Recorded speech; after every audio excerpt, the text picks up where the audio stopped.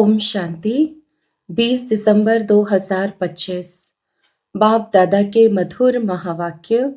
मीठे बच्चे, सतगुरु आया है तुम्हारी ऊंची तकदीर बनाने, तो तुम्हारी चलन बहुत बहुत रॉयल होनी चाहिए। प्रश्न: ड्रामा का कौन सा प्लान बना हुआ है, इसलिए किसी को दोष नहीं दे सकते हैं? उत्तर: ड्रामा में इस पुरानी दुनिया के विनाश का प्लान बना हुआ है, इसमें कोई का दोष नहीं है। इस समय इसके विनाश के लिए प्रकृति को जोर से गुस्सा आया है। चारों ओर अर्थक्वेक होगी, मकान गिरेंगे, फ्लड आएगी, अकाल पड़ेगा।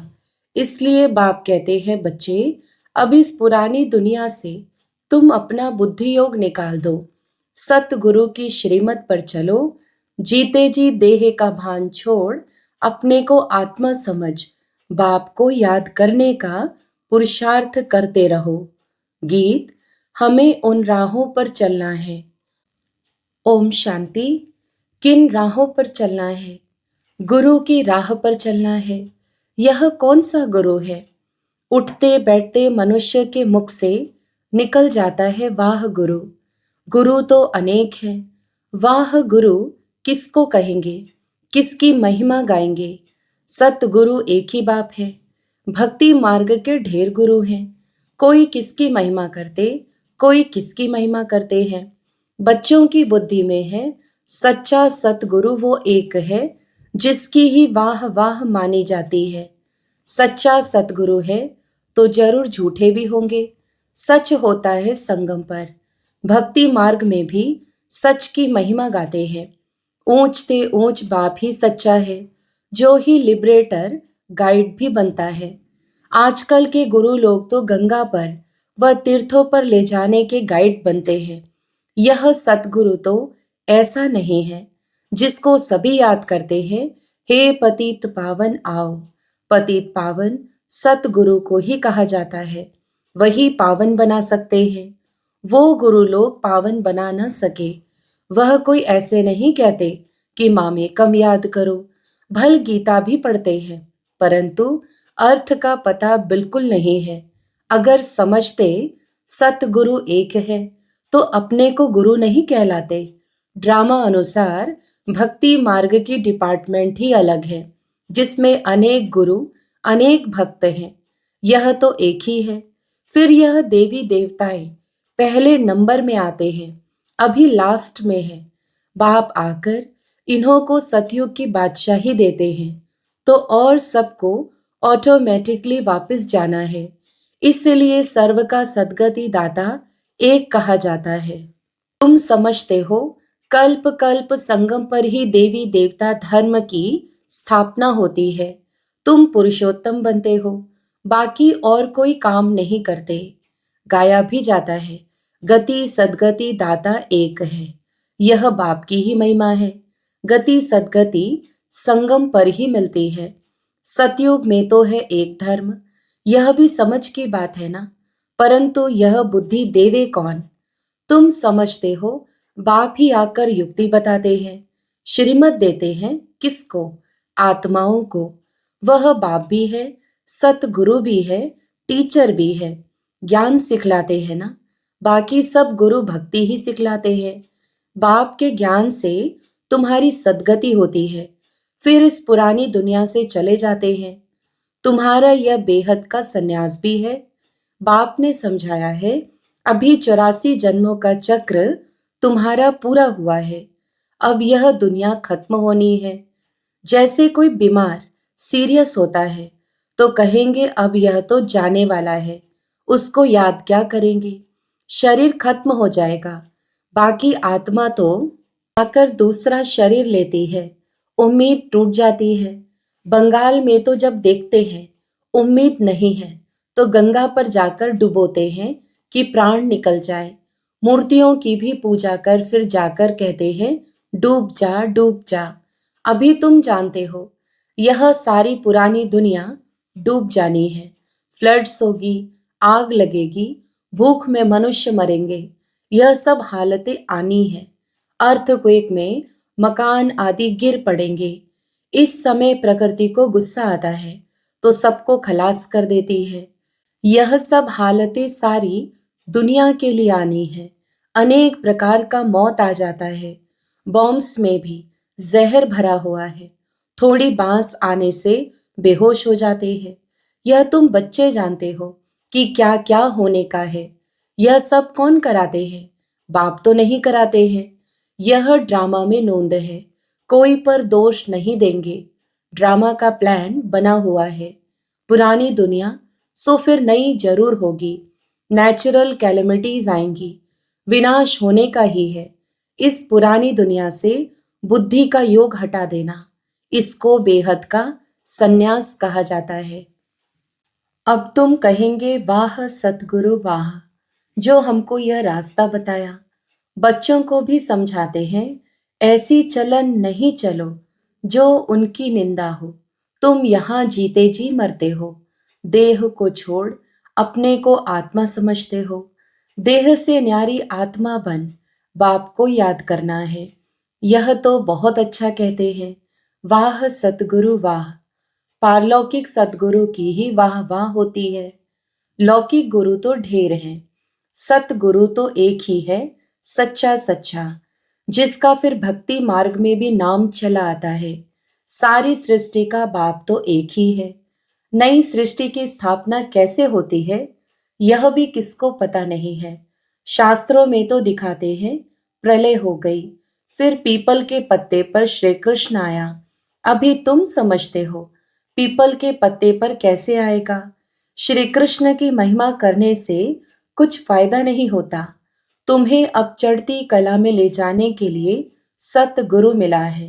कहते हैं ना, चढ़ती कला तेरे भाने सर्व का भला। तो रूहानी बाप आत्माओं को बैठ समझाते हैं। 84 जन्म भी आत्मा ने लिए हैं। हर एक के जन्म में नाम रूप दूसरा हो जाता है। ऐसे नहीं कहेंगे फलाने ने 84 जन्म लिए हैं। नहीं, आत्मा ने 84 जन्म लिया।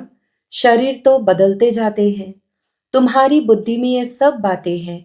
सारी नॉलेज बुद्धि में रहनी चाहिए। कोई भी आए तो उनको समझाएं।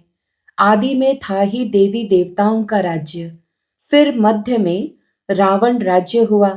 सीढ़ी उतरते रहे। सतयुग में कहेंगे सतो प्रधान, फिर सतो रजो तमो में उतरते हैं। चक्र फिरता रहता है। कोई कोई कहते हैं बाबा को क्या पड़ी थी जो 84 जन्म के चक्र में हमको लाया। लेकिन यह तो सृष्टि चक्र अनादि बना हुआ है। इनके आदि मध्य अंत को जानना है। मनुष्य होकर अगर नहीं जानते तो वह नास्तिक है। जानने से तुमको कितना ऊंच पद मिलता है। यह पढ़ाई कितनी ऊंच है। बड़ा इम्तिहान पास करने वाले की दिल में खुशी होती है ना। हम बड़े ते बड़ा पद पाएंगे। तुम जानते हो यह लक्ष्मी नारायण अपने पूर्व जन्म में सीख कर फिर मनुष्य से देवता बने। इस पढ़ाई से यह राजधानी स्थापन हो रही है। पढ़ाई से कितना उच्च पद मिलता है, वंडर है ना। इतने बड़े बड़े मंदिर जो बनाते हैं अथवा जो बड़े बड़े विद्वान आदि हैं, उनसे पूछो सतयुग आदि में इन्होंने जन्म कैसे लिया तो बता नहीं सकेंगे। तुम जानते हो यह तो गीता वाला ही राजयोग है। गीता पढ़ते आए हैं परंतु उससे फायदा कुछ नहीं है। अब तुमको बाप बैठ सुनाते हैं। तुम कहते हो बाबा हम आपसे 5000 वर्ष पहले भी मिले थे। क्यों मिले थे? स्वर्ग का वर्षा लेने, लक्ष्मी नारायण बनने के लिए। कोई भी छोटे बड़े बूढ़े आदि आते हैं, यह जरूर सीख कर आते हैं। एम ऑब्जेक्ट ही यह है। सत्य नारायण की सच्ची कथा है ना। यह भी तुम समझते हो। राजाई स्थापन हो रही है। जो अच्छी रीति समझ लेते हैं उनको आंतरिक खुशी रहती है। बाबा पूछेंगे हिम्मत है ना राजाई लेने की? कहते हैं हाँ बाबा, क्यों नहीं। हम पढ़ते ही हैं नर से नारायण बनने। इतना समय हम अपने को देह समझ बैठे थे। अब बाप ने हमको राइटियस रास्ता बताया है। देही अभिमानी बनने में मेहनत लगती है। घड़ी घड़ी अपने नाम रूप में फंस पड़ते हैं। बाप कहते हैं इस नाम रूप से न्यारा होना है। अब आत्मा भी नाम तो है ना। बाप है सुप्रीम परम पिता। लौकिक बाप को परम पिता नहीं कहेंगे। परम अक्षर एक ही बाप को दिया है। वाह गुरु भी इनको कहते हैं। तुम सिख लोगों को भी समझा सकते हो। ग्रंथ साहिब में तो पूरा वर्णन है, और कोई शास्त्र में इतना वर्णन नहीं है जितना ग्रंथ में। जप साहिब सुखमनी में है। यह बड़े अक्षर ही दो हैं। बाप कहते हैं साहिब को याद करो तो तुमको 21 जन्म लिए सुख मिलेगा। इसमें मूझने की तो बात ही नहीं। बाप बहुत सहज करके समझाते हैं। कितने हिंदू ट्रांसफर हो जाकर सिख बने हैं। तुम मनुष्यों को रास्ता बताने के लिए कितने चित्र आदि बनाते हो, कितना सहज समझा सकते हो। तुम आत्मा हो, फिर भिन्न भिन्न धर्मों में आए हो। यह वैरायटी धर्मों का झाड़ है, और कोई को यह पता नहीं है कि क्राइस्ट कैसे आता है। बाप ने समझाया था नई आत्मा को कर्म भोग नहीं हो सकता। क्राइस्ट की आत्मा ने कोई विकर्म थोड़ी किया जो सजा मिले। वह तो सतोप्रधान आत्मा आती है, जिसमें आकर प्रवेश करती है। उनको क्रॉस आदि पर चढ़ाते हैं, क्राइस्ट को नहीं। वह तो जाकर दूसरा जन्म ले बड़ा पद पाती है। पोप के भी चित्र हैं। इस समय यह सारी दुनिया बिल्कुल ही वर्थ नॉट ए पेनी है। तुम भी थे, अब तुम वर्थ पाउंड बन रहे हो। ऐसे नहीं कि उन्हों के वारिस पिछाड़ी में खाएंगे, कुछ भी नहीं। तुम अपने हाथ भरपूर कर जाते हो, बाकी सब हाथ खाली जाएंगे। तुम भरपूर होने के लिए ही पढ़ते हो। यह भी जानते हो जो कल पहले आए हैं वही आएंगे। थोड़ा भी सुनेंगे तो आ जाएंगे। सब इकट्ठे तो देख भी नहीं सकेंगे। तुम ढेर प्रजा बनाते हो। बाबा सबको थोड़े ही देख सकते हैं। थोड़ा बहुत सुनने से भी प्रजा बनते जाते हैं। तुम गिनती भी नहीं कर सकेंगे। तुम बच्चे सर्विस पर हो, बाबा भी सर्विस पर है। बाबा सर्विस बिगर रह नहीं सकते। रोज सुबह को सर्विस करने आते हैं। सत्संग आदि भी सुबह को करते हैं। उस समय सबको फुर्सत होती है। बाबा तो कहते हैं तुम बच्चों को घर से बहुत सवेरे भी नहीं आना है, और रात को भी नहीं आना चाहिए, क्योंकि दिन प्रतिदिन दुनिया बहुत खराब होती जाती है। इसलिए गली गली में सेंटर ऐसा नजदीक होना चाहिए जो घर से निकले सेंटर पर आए, सहज हो जाए। तुम्हारी वृद्धि हो जाएगी, तब राजधानी स्थापन होगी। बाप समझाते तो बहुत सहज है। यह राजयोग द्वारा स्थापना कर रहे हैं, बाकी यह सारी दुनिया होगी ही नहीं। प्रजा तो कितनी ढेर बनती है, माला भी बनती है। मुख्य तो जो बहुतों की सर्विस कर आप समान बनाते हैं, वही माला के दाने बनते हैं। लोग माला फेरते हैं, परंतु अर्थ थोड़े ही समझते हैं।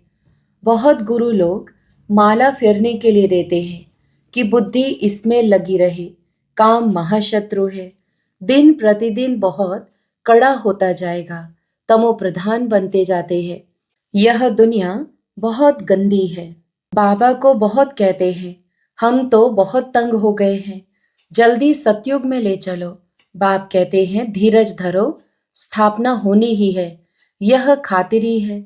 यह खातिरी ही तुमको ले जाएगी। बच्चों को यह भी बताया है तुम आत्माएं परम धाम से आई हो, फिर वहां जाना है, फिर आएंगे पार्ट बजाने। तो परम धाम को याद करना पड़े।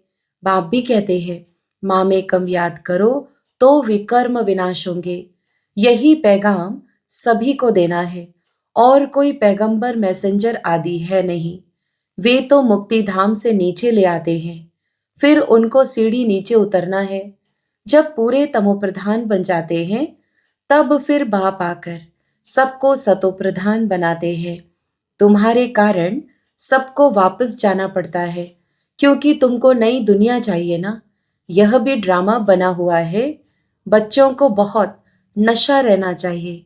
अच्छा, मीठे मीठे सिकीलदे बच्चों प्रति माता पिता बाप दादा का याद प्यार और गुड मॉर्निंग। रूहानी बाप की रूहानी बच्चों को नमस्ते। हम रूहानी बच्चों की भी रूहानी माता पिता बाप दादा को याद प्यार, गुड मॉर्निंग और नमस्ते। धारणा के लिए मुख्य सार। पहला, इस देह के नाम रूप से न्यारा होकर देही अभिमानी बनना है। ऐसी चलन नहीं चलनी है जो सतगुरु की निंदा हो। दूसरा, माला का दाना बनने के लिए बहुतों को आप समान बनाने की सेवा करनी है। आंतरिक खुशी में रहना है कि हम राजाई लेने के लिए पढ़ रहे हैं।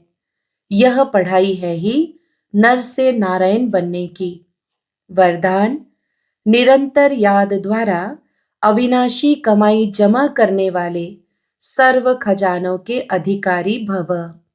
विस्तार, निरंतर याद द्वारा हर कदम में कमाई जमा करते रहो तो सुख शांति आनंद प्रेम इन सब खजानों के अधिकार का अनुभव करते रहेंगे। कोई कष्ट अनुभव नहीं होंगे। संगम पर ब्राह्मणों को कोई कष्ट हो नहीं सकता। यदि कोई कष्ट आता भी है तो बाप की याद दिलाने के लिए, जैसे गुलाब के पुष्प के साथ कांटा उनके बचाव का साधन होता है, वैसे यह तकलीफें और ही बाप की याद दिलाने के निमित्त बनती हैं।